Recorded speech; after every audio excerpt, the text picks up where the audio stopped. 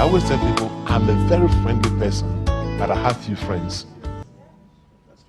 I laugh. Remember, hey, Charlie, body, but for the fact that I'm laughing and jumping around, does not mean you are my friend. I'm a friendly person, but I have few friends, and I always make sure that those I call my friend, they have the ability to do two things. They have the ability to help me develop that grace God has placed in me, and they have the grace to help me accomplish the vision God has given to me. I don't waste my time on people who will not leave positive impact on my life. And anytime I hang around, whilst we are joking, I'm drawing from grace. Whilst I'm laughing, I'm drawing from grace. I'll ask a little question, I'm drawing from grace. I'll be jumping around, I'm drawing from grace. You know, some people are not too smart. And Jesus had a lot of those people around him. They'll be walking around the grace without tapping into it. They walk around the grace. They laugh around the grace. They jump around the grace. They don't tap into the grace. Somebody will come from somewhere, hang around the grace for a moment. They tap into it. They pull blessings out of it. And then those around keep on complaining, but we've been here all this time. And Jesus will say, oh, Martha, Martha, Martha, Martha. You are worried about a lot of things. Mary has chosen that which is necessary, that which is important, because she did not only walk around the grave, she plugged into the grace. You see, some of you have that. Be smart. I'll come here, hey, Shadi, we'll dance Azonto. Shadi, ma plamo. You know, some of these people in church, they've already given me a new name. A nickname, Motongali. How can ma preach if you or suffer ma preach if you never be Motongali? In no church, guys, I thank God I will be a preacher forever. You know how they can make fun of us. They can coin some name, and one day some of them they were calling me Companion, because I was speaking. I would say Companion, and I don't know these guys. They are not giving me a nickname Companion in the office, so they were there chatting. Hey, Charlie, you don't know when Companion come, you see. Then I opened the door. So I said, who is Companion? Who is Companion? And now they are starting with Motongali.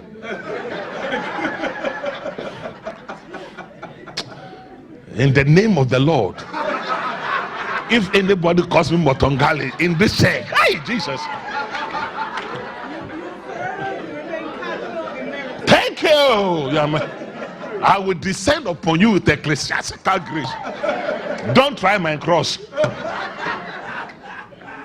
But you see, you have to understand that principle. I will never call somebody friend, and I'll never call somebody a brother if you don't have the capacity to influence me positively. So you help me pull out the grace of God in me, and if you don't have the capacity to help me accomplish my assignment, I don't need you. In developing your core area of grace, look out for people who have the capacity to help you develop the grace of God upon your life, and people who have the capacity to help you fulfill that vision. In everybody's life, you must have 5 circles of relationship, maybe 5. Jesus developed those 5 circles of relationship. I'm helping you developing that capacity, and I'm zeroing in on that. I'll not go to any other point. Jesus had 5 circles of relationship. He had the multitude circle of relationship. They came around him not because of him, but because of what the grace upon his life was producing for them. Jesus said, I know you guys came around because of the fish and because of the bread. Jesus had the second level of relationship, the 500 relationship. When Jesus resurrected from the dead, They saw him. Then Jesus had the 70 or the 72 level of relationship. Whether it's Matthew who is saying it or John who is saying it. The 72 or the 70 level of relationship. They are people Jesus could trust to a certain level to send them to help him accomplish the assignment that he has given to them. And even in sending those people, he sent them in twos. So one will watch over the other. Yes, send them in two. Then Jesus had the fourth level of relationship, the 12. It's even 7. The 12th level of relationship, he called them disciples. Those people, he ate with them. Not once. Read your Bible. He ate with them. He had a certain degree of fellowship with them. He ate with them. He drank with them. He would go to the house of one of them, Peter, sit down, jump into the boat of one of them, a certain degree of relationship. Then when Jesus had to go to a certain depth relationship, he said, this time, although you are 12, let me pick 3. Peter, James, and John. Peter, James, and John.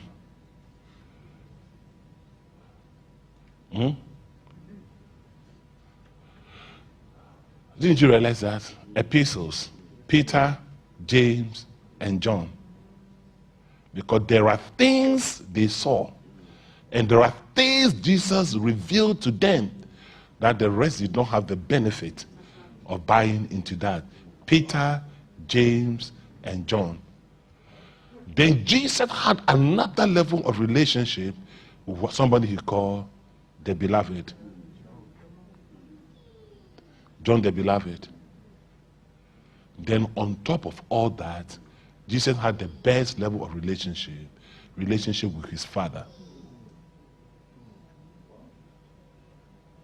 Your ability to manage these levels of relationship will have a way of helping you develop your core area of grace. And the level to which people will impact your life has a lot to do with your ability to manage these levels of relationship. Some of the levels of relationship, they are distraction to your progress. So Jesus said, these ones, send them away. I know they follow me because of the meat and because of the bread. Then one day, Jesus made a statement to test the sincerity of the multitude followership. But when he made that statement, they all left him. And Jesus turned to the next closest level of relation to the 12. He said, will you also leave? In the life of anybody who is trying to develop your core area of grace so you'll be relevant in this 21st century, there are certain relationships that at a certain level will have to leave. And after those relationships have led, you should be able to test whether the next circle of relationship will really hang around with you. It's important to know that. He asked, will you also leave? And Peter said, for unto whom shall we go? Knowing that. You see, their level of relationship with Jesus was based on a certain knowledge of what that man carries. Knowing that you have. Don't relate with me based on what you will get out of me. Relate with me because you know that I have something that will change the destiny of humanity, and you want to help me develop that. Peter said that, should we go? No. Where are we going? We will stay with you knowing that you have something. If you don't place value on what I have, you cannot be my friend, because it is what I have that has made me who I am.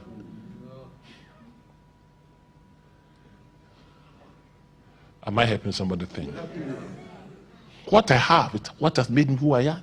So if you can't place value on what I have, I don't need you in my life, because I need you to help me develop what I have, so I can be a blessing to humanity.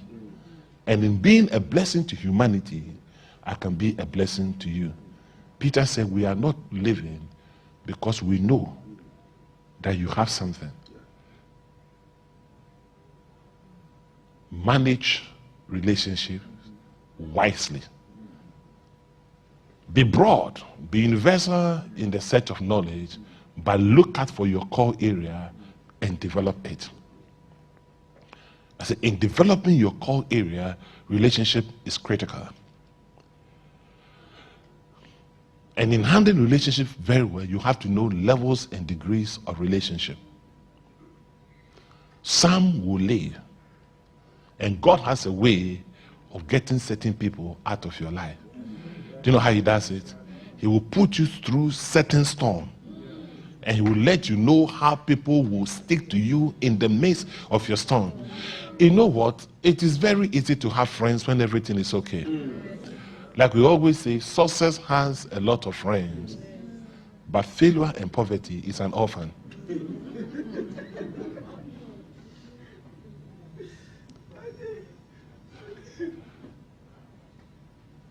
I want to call you my friend. I want to call you my brother. When you relate to me, not because of several blessings that I have, but because you located something in my life you want to help develop. God will take you through the storms. In the midst of the storm, multitudes will live. But what will keep people around you in the midst of the storm are those who have knowledge, a certain revelation about what you have and where you are going. Peter stayed. Then Jesus said that, okay, apart from the 12 level of relationship, let me deal with the 3.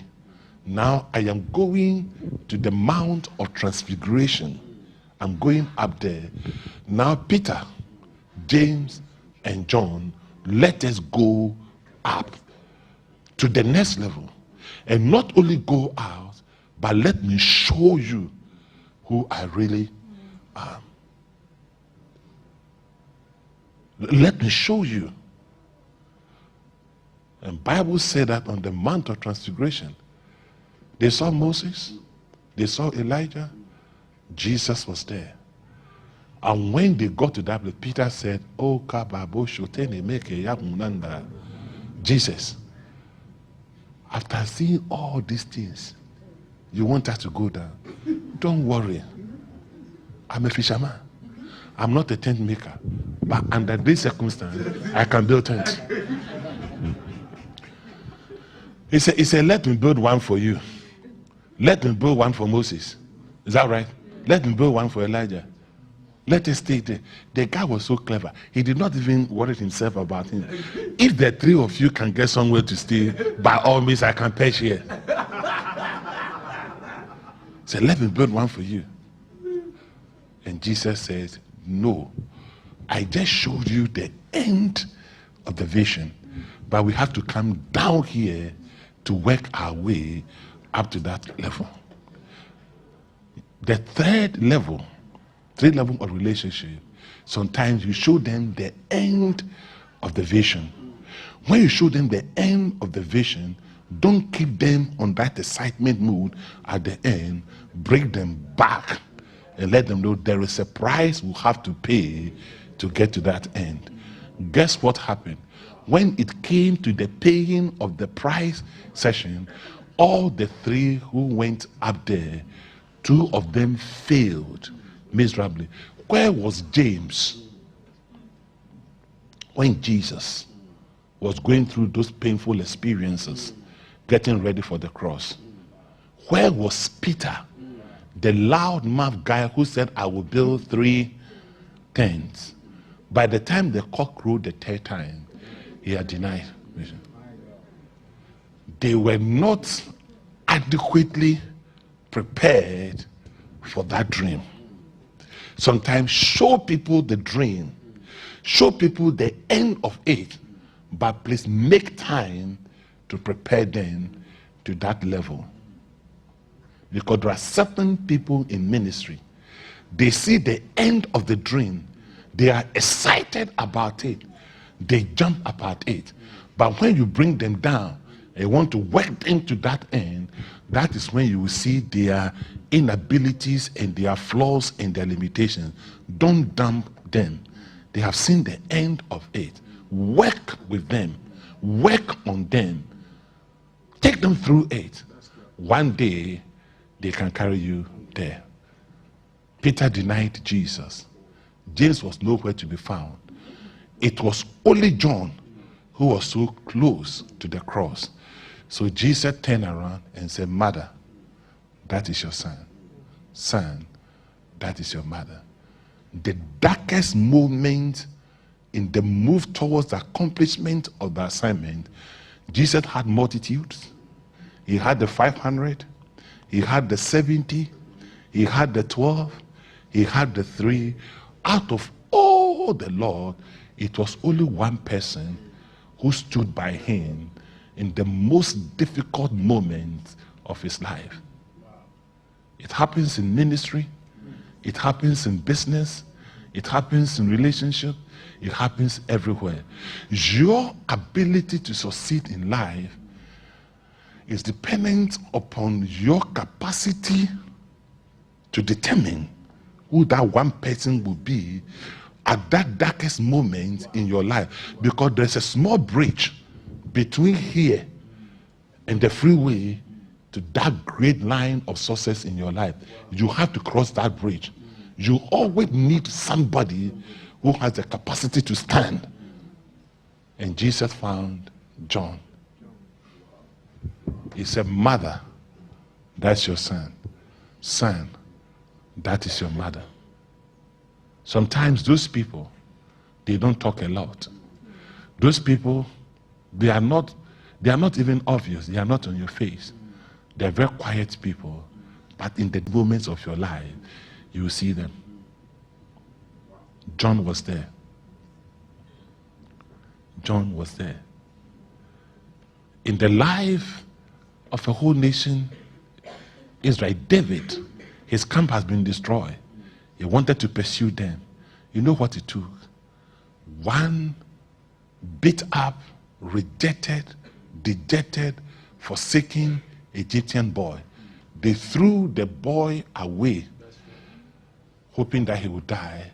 It took that young man to cross the bridge from Ziglar into recovering all.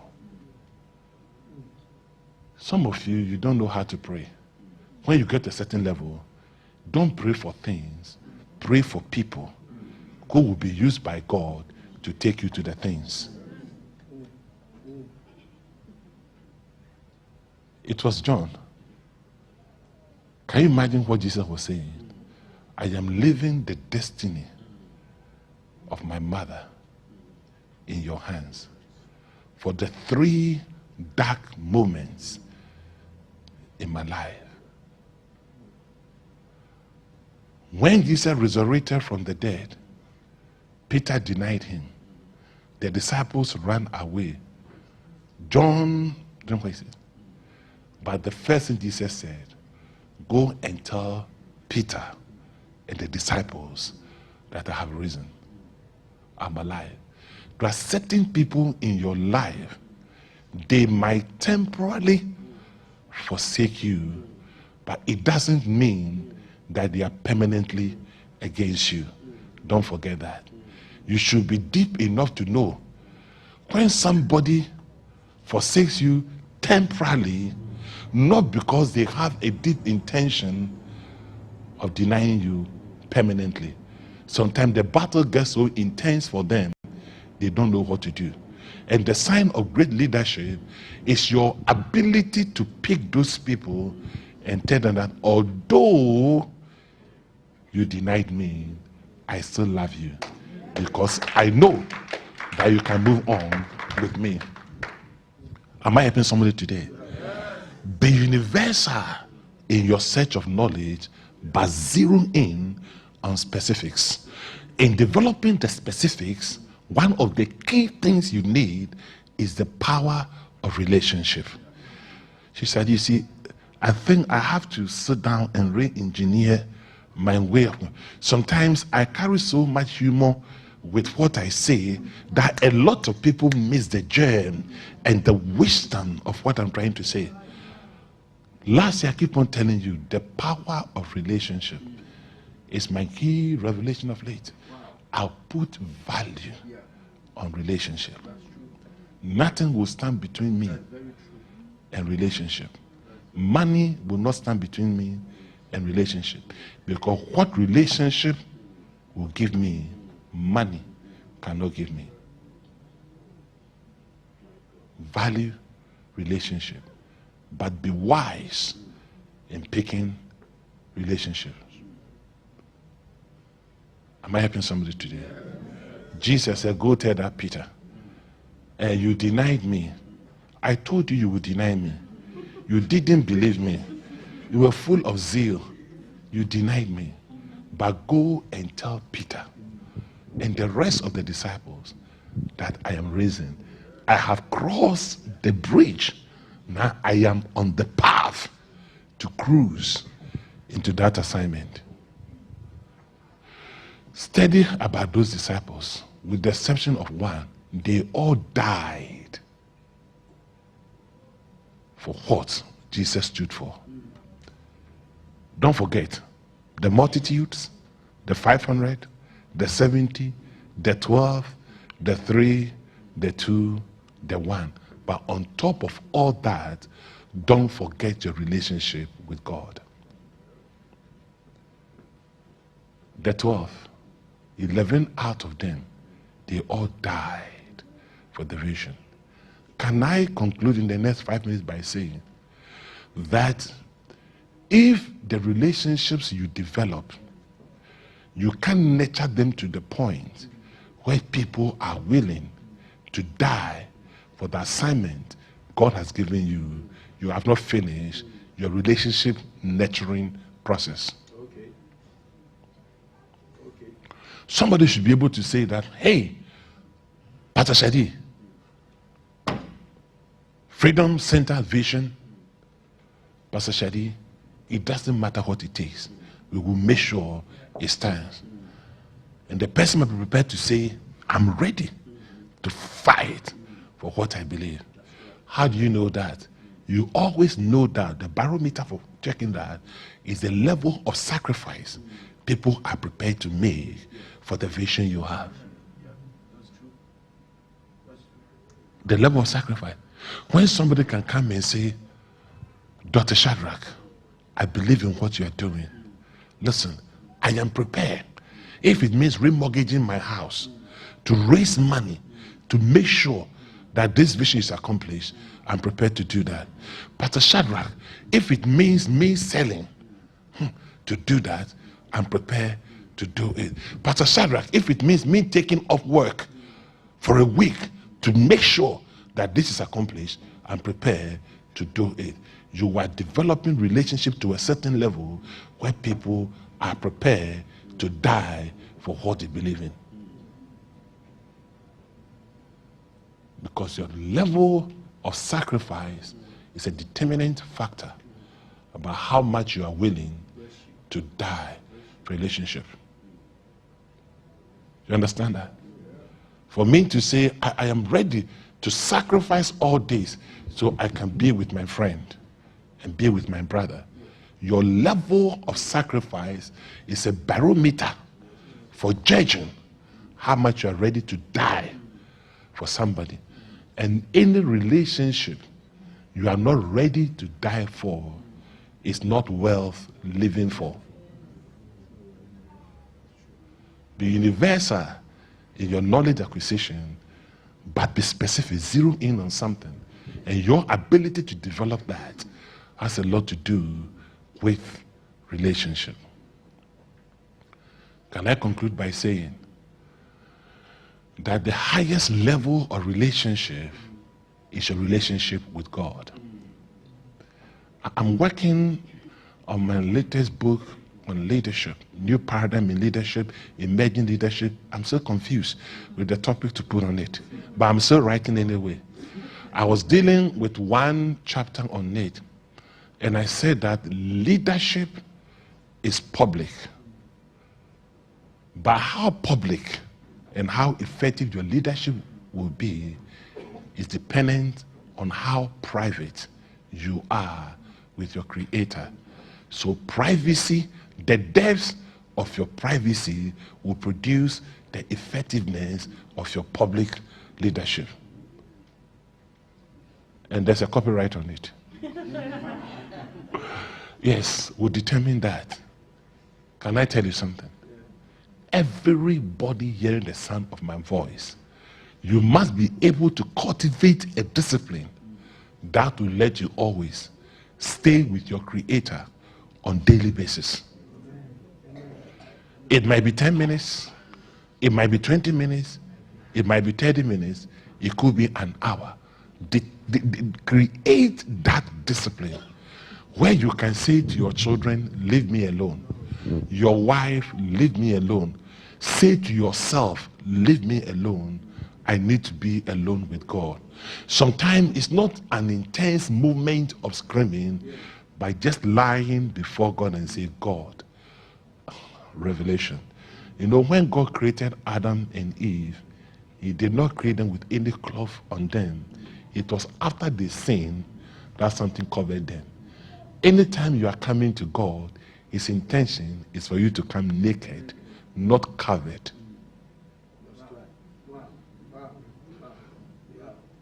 You come before God naked and say, God, I need not tell you anything about me.